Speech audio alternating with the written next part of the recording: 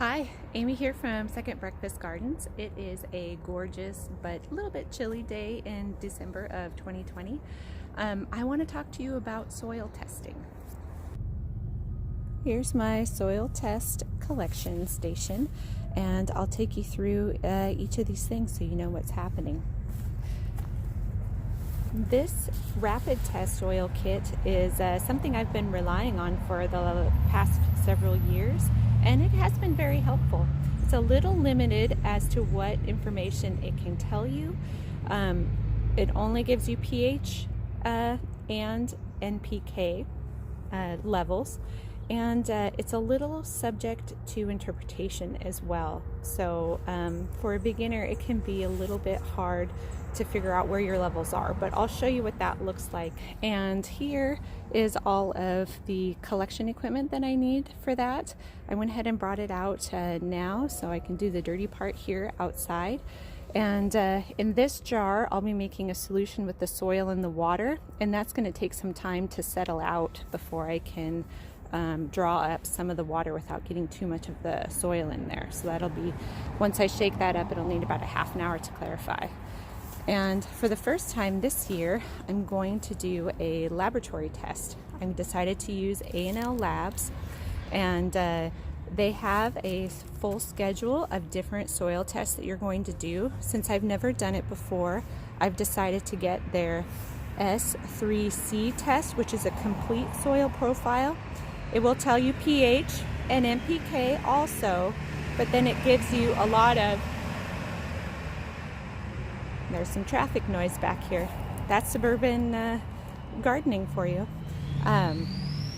But it also gives you a lot of other nutrient profiles, such as calcium, sodium, boron, copper, all of those sorts of things. So I think that will be very interesting to see where my soil levels are on those things, and if I have any micronutrient problems.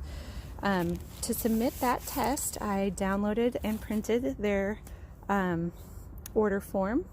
I'm going to submit 2 samples, one from a very old bed that I've been growing vegetables in for over 10 years. It's having some real problems, so I kind of want to get a peek to see what's going on in there.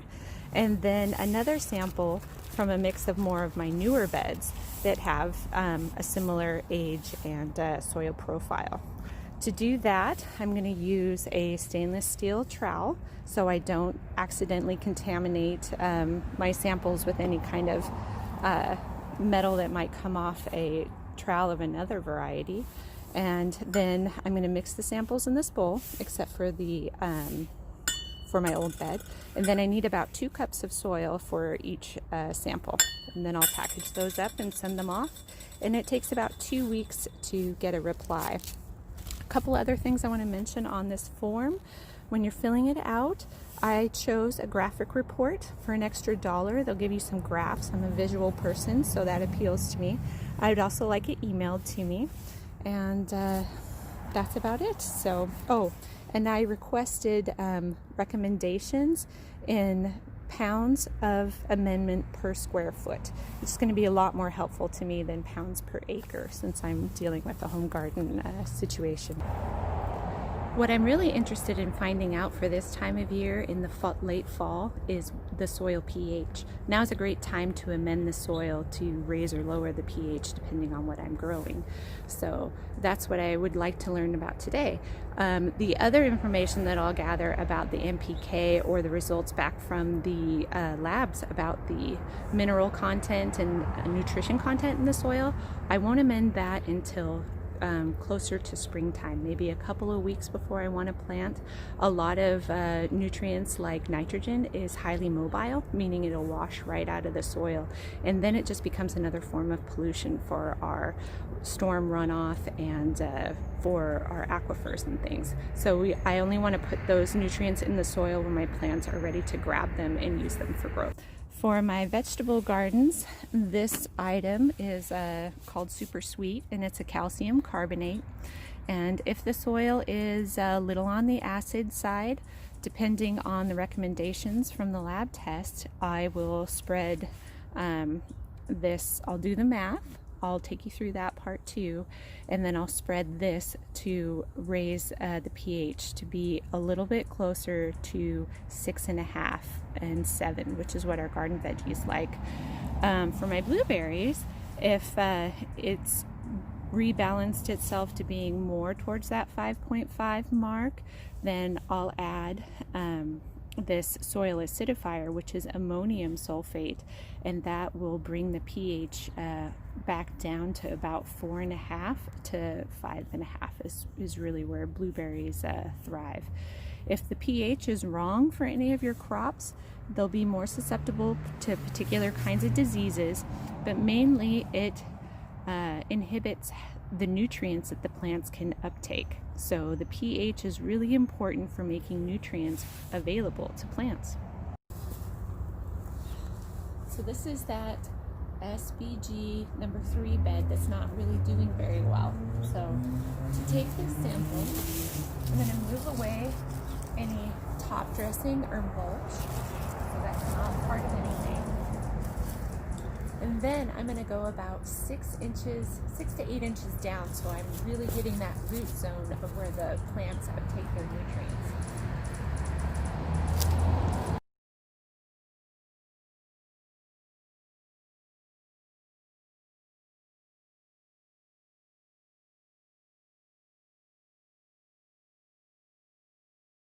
All right, I have about 2 cups here. Now I'm going to mix this up pretty thoroughly.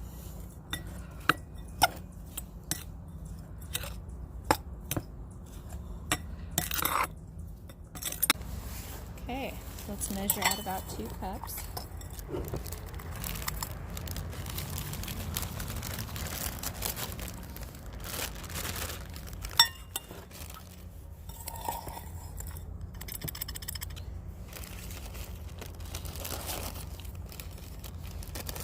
Okay, I'll package that up.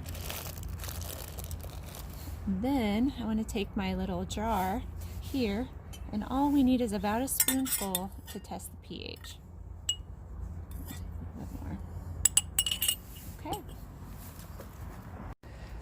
And that's all there is to it for taking the samples. So off camera here, I'm going to run around and grab some more samples from my other beds, and then I'm going to get a little bit from our blueberry area too, just to test for the pH.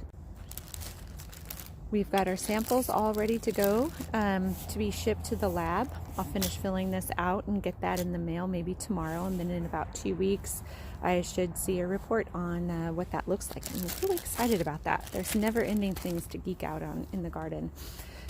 These are soil samples for the pH test. The pH test requires just a little bit of soil in the bottom. Just fill it to that line right there. Let's see if we can get that focus. And then you fill the rest of the cartridge up with water. For the NPK test, it requires you to make a solution, a 1 to 5 with soil and 5 water. So it suggests 1 cup of water, or 1 cup of soil, 5 cups of water. And I feel like that's a lot, so I'm just going to use a 1/4 cup of soil and 1 1/4 cups of water, and then I'll shake that up really good and allow it to clear. This is done now too. You can see it's quite murky, so it's going to be hard to detect any colors in that. So we're going to let that clarify for a little while. And just a note on using distilled water, it's the best to use in these kinds of tests because it won't add any minerals to your water. Oftentimes our tap water has dissolved minerals in it, which might skew the results of your tests. We'll start with the pH test. To do that, we'll fill up to this little line. You can see that in the bottom there with soil, and then we'll add the green capsule, and then to that we'll fill it up to this top line with distilled water, and then we'll shake it up and see what it looks like. This is soil from the blueberry area, so I expect that it's going to be pretty acidic. Well, I hope that it is, but we'll see what the test says.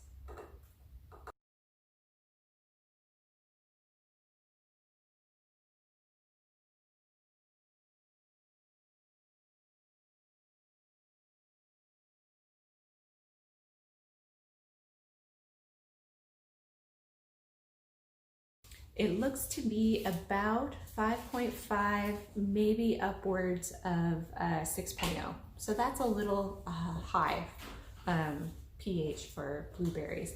I have the test results ready for the SBGN. So that's the mixture of all the beds that are of similar age and with similar filling.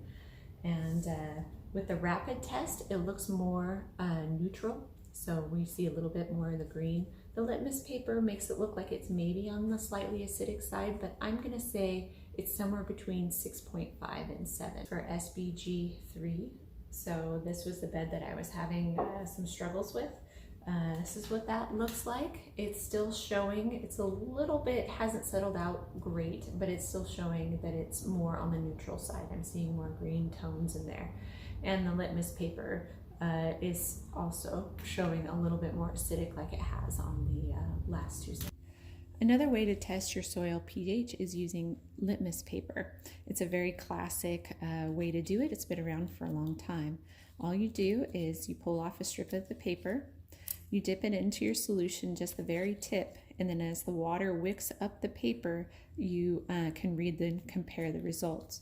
So for example, with this blueberry one that I've done before, this is the end that was dipped, and this is where I would see the result. And then you compare it against the color chart here. And my struggle is if you can see all three of them here, is that there's not a lot of distinction. Our other pH test showed us that there's quite a bit of difference between the blueberries and the garden beds, but the coloration that you can read is so faint. But let's look at something that is very acidic. This is just a water and vinegar solution, and then right away you can see the dramatic color shift in the paper.